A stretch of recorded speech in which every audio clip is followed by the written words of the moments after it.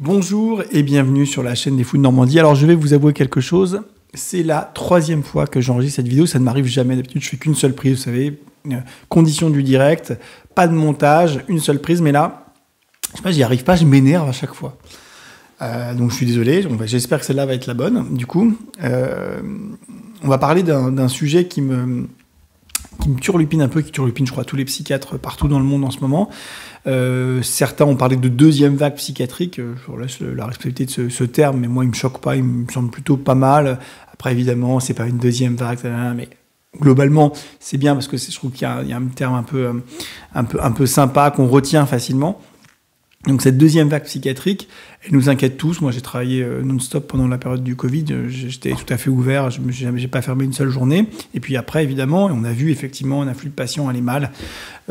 Effectivement, certains psychiatres ont parlé de ce terme de deuxième vague psychiatrique comme conséquence au stress important qu'a représenté le risque de mourir du Covid, mais surtout la communication qui a été faite, et puis le confinement, le déconfinement, enfin, toutes ces choses extrêmement anxiogènes qui se sont passées, le risque de perdre son travail, le risque de perdre son entreprise, enfin voilà, l'incertitude économique, enfin, tous ces stress-là qui ont été extrêmement importants. On a vu les gens aller mal, vraiment, et on le voit encore, et je crois que c'est vraiment que le début, malheureusement. Bon. Mais finalement, on manquait de données pour parler de ça, on manquait de données scientifiques, et maintenant...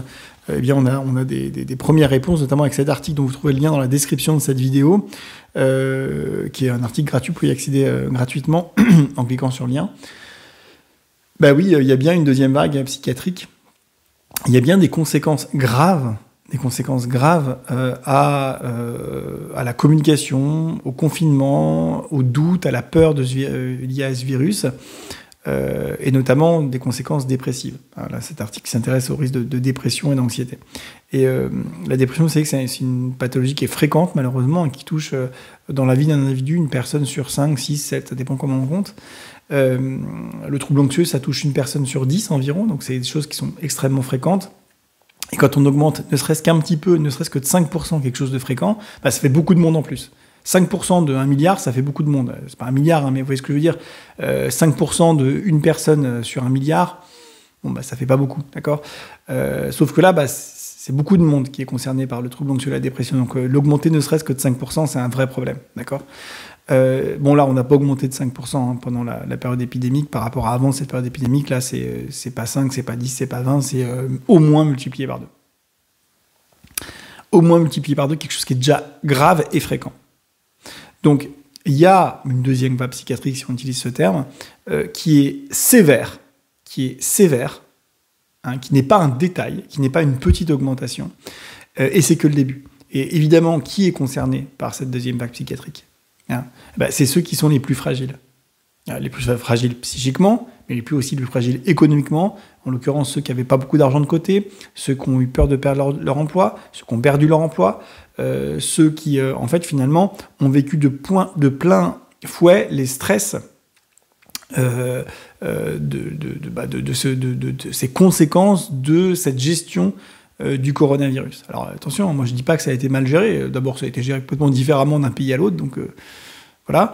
Mais il faut vraiment comprendre que quand il y a des décisions publiques qui sont prises, elles ont des conséquences, et elles peuvent peut-être sauver des vies d'un côté, mais elles peuvent finalement avoir aussi des conséquences négatives de l'autre. Et donc c'est très, très difficile de pondérer à quel point on va donner à chacune des causes et des conséquences, et des conséquences positives et négatives. C'est vraiment pas simple.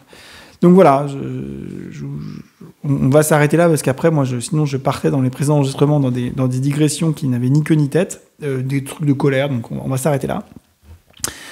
Simplement, si vous êtes responsable politique, médiatique ou sur les réseaux sociaux, que vous avez une grande écoute, peut-être arrêtez de faire flipper les gens, c'est peut-être une bonne idée, surtout si vous n'en savez rien, ou si vous ne savez pas s'il y aura un deuxième confinement, c'est-à-dire si vous n'êtes pas le président de la République ou le Premier ministre, en parlez pas, ça ne sert à rien. Je comprends bien que ça vous donne une position intéressante, que ça fait parler, etc. Mais enfin, voilà, peut-être que si on peut éviter les éléments anxiogènes, ce serait peut-être pas mal. Voilà. À très bientôt. Bye.